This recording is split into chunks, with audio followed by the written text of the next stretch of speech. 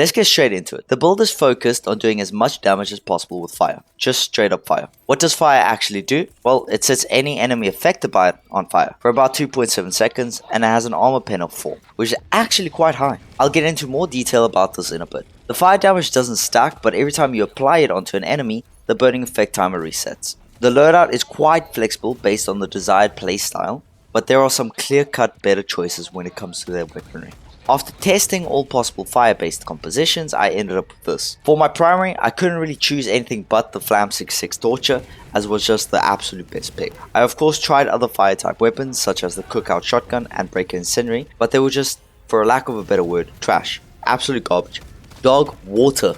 A literal insult when compared to the Torture. For the secondary, there was really only 2 picks. For a more in-game and balanced experience, the P4 Senator still reigns king for its high armor pen. But if you want to lean completely into the fire, the P72 Crisper is a good choice as yet another flamethrower to have when your primary weapon runs out of ammo. When it comes to grenades, you have some choices to make. The G10 Incendiary is hard hitting and sets everything on fire after a brief fuse time. The H13 Incendiary Impact does the same thing but has less explosive power to it and no fuse, so wherever it lands, it explodes. Finally, the G123 Termite. Honestly, an extremely good choice against the bots since this grenade has an armor pen of 7, making it a perfect anti-tank tool. Now for stratagems. You want everything that has to do with fire, that being the Orbital Napalm Barrage. Use this with care since its area of effect is larger than most orbital barrages, and it literally sets everything on fire. Eagle Napalm Strike does the exact same thing as a Napalm Barrage, but it's faster, more precise, and makes you feel like one of those hamburger eating eagles calling hell down on the rice fields. The Flamethrower, this ends up actually becoming your true primary weapon. Use this until it runs out of ammo, at which point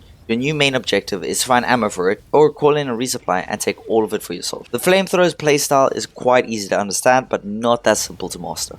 You want to try play at its max reach as much as possible. This is mostly due to 2 major flaws in the weapon. If you set an enemy on fire and it touches you, you're now on fire. And 2, you're constantly setting the terrain in front of you on fire, so you're trying to constantly move backwards or sideways. Then for the last fire themed stratagem, we have the Flame Sentry. This becomes your homeboy and lover when playing solo. This dude is the only one that has you covered, but when it comes to co-op, this little sentry tends to burn all other players in the lobby. So I mean, still a win-win. The sentry ends up just being another source of fire damage for you to have while fighting, and does a very good job at holding off flanking enemies on its own. You have to use an armor set that has the inflammable perk on it, so that you take a reduced 75% damage from fire. Without this, you will end up getting clapped by the flames way too often, since 80% of your gameplay will have your Helldivers screaming from the 3rd degree burns covering his body. The acclimated armor perk is also good, but I would still highly recommend the extra 25% from inflammable. As for boosters, this is completely up to you and your friends. I found Hellpod space optimization to be good for the extra ammo, but as a solo, every ammo supply you find is yours, so ammo isn't that much of a problem. Vitality enhancement made a hell of a difference. It made learning and playing with the fire a lot easier and gave a lot more room for error.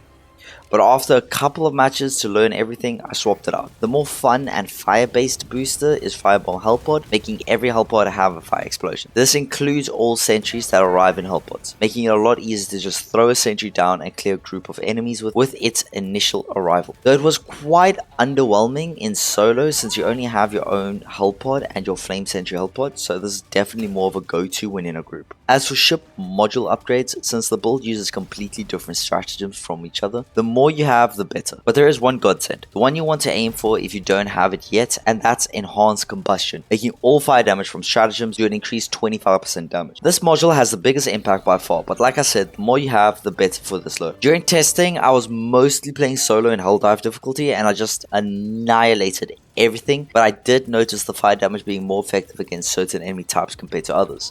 It did extremely well versus bugs. I mean, like, everything would just drop to the floor with minimal effort. Still doing very well versus the bots. You tend to struggle with tanks and towers the most, but that's why you have termites and teammates. The Illuminate are a different story. You definitely rinse through them, but when it comes to the spawners and big walker boys, it becomes a nightmare to get through their shields. So I wouldn't strongly recommend this as a solo loadout against Illuminate, but you do you, boo. Hope you enjoyed. If so, leave a like and a sub would be insane. See you next time. And yes, I'm sick. God, this voice is killing me. God, Jesus Christ.